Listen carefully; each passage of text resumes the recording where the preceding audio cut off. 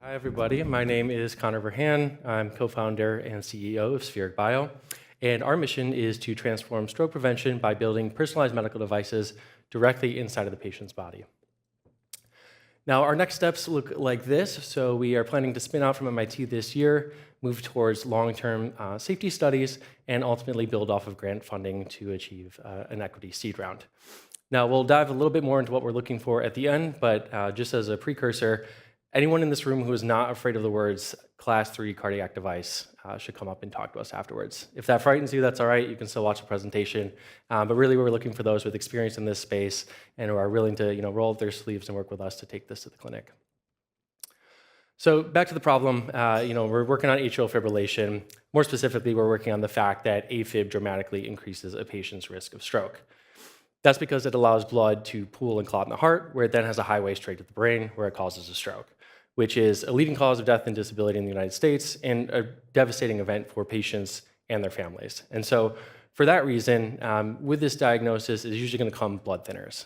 So that does decrease your risk of stroke, but even with the latest drugs, the rates of non-adherence and bleeding still remain high. And if you miss a single dose, that stroke risk is going to come right back.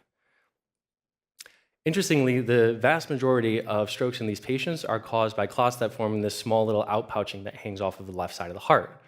And so there's this compelling idea that if we could simply seal off this problematic structure, we can prevent the vast majority of strokes in these patients without requiring them to take systemic indefinite anticoagulation. So sounds great in theory, and this is the problem that we run into. Patients are infinitely variable in shape and size. You can just look around this room, just as diverse on the inside. We're made out of soft, fragile tissues. And what we're putting in patients right now are standardized round prefabricated devices that come in a limited set of predefined sizes. So there's a fundamental incompatibility between the devices that we have available and the patients we're trying to treat.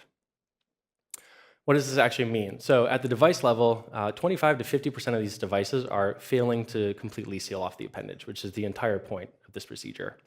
Additionally, this mismatch is leading to local trauma and additional complications that have now spurred the development of a lengthy and convoluted workflow that's designed to mitigate some of these risks.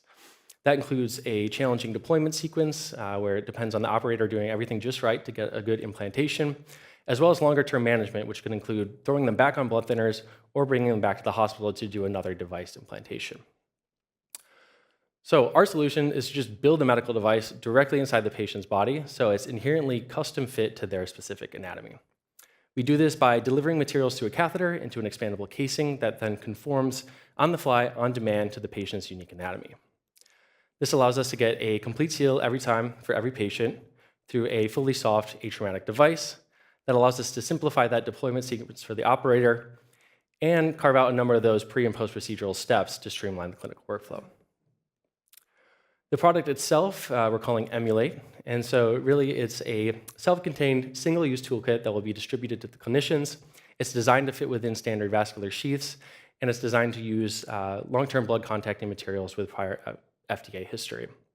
Additionally, we filed for broad IP coverage of this specific embodiment, as well as a number of different applications of this platform's technology. How do we get here? We're building off of many years of foundational material science here at MIT. We were able to develop some prototypes and validate them on the benchtop. And then excitingly and more recently, we were able to show in 3 large animal trials minimally invasive delivery and deployment, and then in situ generation and stabilization of a 3-dimensional shape matching construct directly inside of a living, beating heart. Additionally, we've spoken with over 100 stakeholders in the space to confirm product market fit. We've developed key relationships with world-class hospitals in the area, and we've secured R&D funding to continue retiring some of our key technical risks.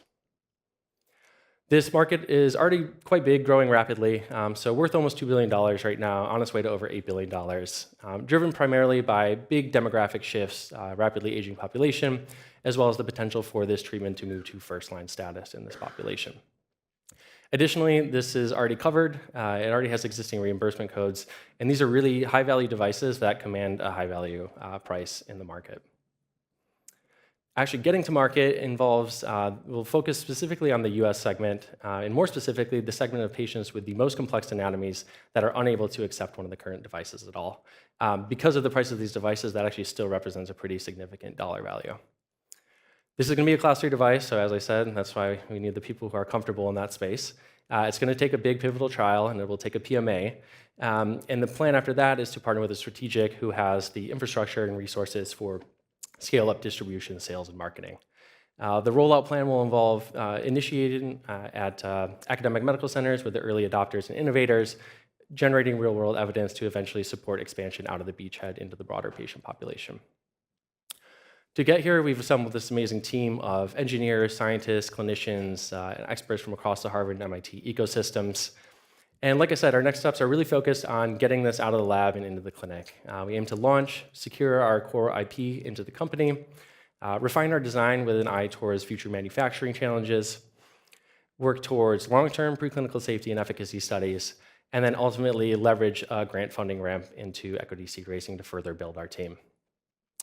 And so, yeah, to that end, we need the people who are not afraid of Class 3, not afraid of intracardiac, not afraid of the PMA, to work with us, get their hands dirty, help us get this out of the lab into the market, help us de-risk this for fundraising. So yeah, thank you all for listening. Really appreciate it. Hope you'll stop by after and chat with us further. You can come by as well, even if Class 3 scares you. And yeah, hope you'll join us on our journey to change the way that we think about medical devices and really improve the way that we can prevent strokes for millions of patients in the US.